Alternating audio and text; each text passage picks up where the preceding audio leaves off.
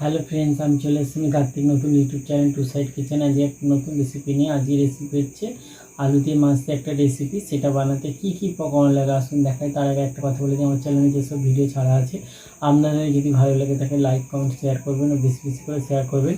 আপনি যদি আমার চ্যানেল নতুন হয়ে থাকেন প্লিজ সাবস্ক্রাইব করে দেবেন, নিচে বেল নোটিফিকেশনটা অল করে দেবেন যাতে আমার ভিডিও আমাদের কাছে আগে পৌঁছায়। চলুন আলু দিয়ে মাছ দিয়ে রেসিপিটা বানাতে কী কী উপকরণ লাগে আসুন দেখাই।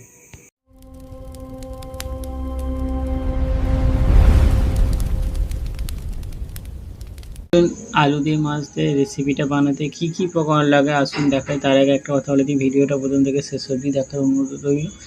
তাই চলুন রেসিপিটা শুরু করি। এখানে আমি কিছুটা আলু কেটে ভালো করে জলের মধ্যে ডুবিয়ে রেখে দিয়েছি।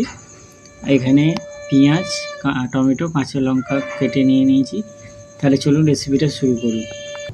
মাছটায় নুন হলুদ মাখিয়ে নিয়েছি, ভেজে নেবো। মাছটা দিয়ে দিয়েছি তেলেতে, ভালো করে ভেজে নেবো মাছটা আগে। মাছটা ভাজা হয়ে গেছে, তুলে নেবো। ওই তেলের উপরে আলু নুন দিয়ে দেবো, হলুদ দিয়ে দেবো, পেঁয়াজ টমেটো কাঁচা লঙ্কা দিয়ে দেবো, ভালো করে ভেজে নেবো। ভেজে নিয়েছি, এবার এর মধ্যে কাঁচা লঙ্কা, আদা আর গোটা জিরে বাটা দিয়ে দেবো। দিয়ে ভালো করে একসাথে ভেজে নেবো। জল দিয়ে দেবো, দিয়ে দেবো লঙ্কার গুঁড়ো, দিয়ে দেবো জিরে গুঁড়ো,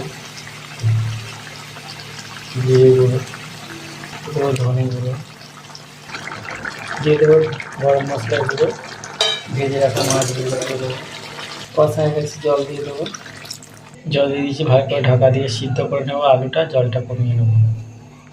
মাছ দিয়ে আলু দিয়ে তরকারি রেসিপিটা হয়ে গেছে, এটা নামিয়ে নেবো। আলু দিয়ে তরকারি রেসিপিটা হয়ে গেছে। এই রেসিপিটা যদি আপনাদের ভালো লেগে থাকে লাইক কমেন্ট শেয়ার করবেন, বেশি বেশি করে শেয়ার করবেন। আর প্লিজ সাবস্ক্রাইব করে দেবেন, আমাদের পাশে থাকবেন। চলুন তাহলে দেখা হচ্ছে নেক্সট ভিডিওতে। নিত্য নতুন ভিডিও পাওয়ার জন্য আমাদের চ্যানেলটাকে অবশ্যই সাবস্ক্রাইব করে আমাদের পাশে থাকবেন। চলুন তাহলে দেখা হচ্ছে নেক্সট ভিডিওতে।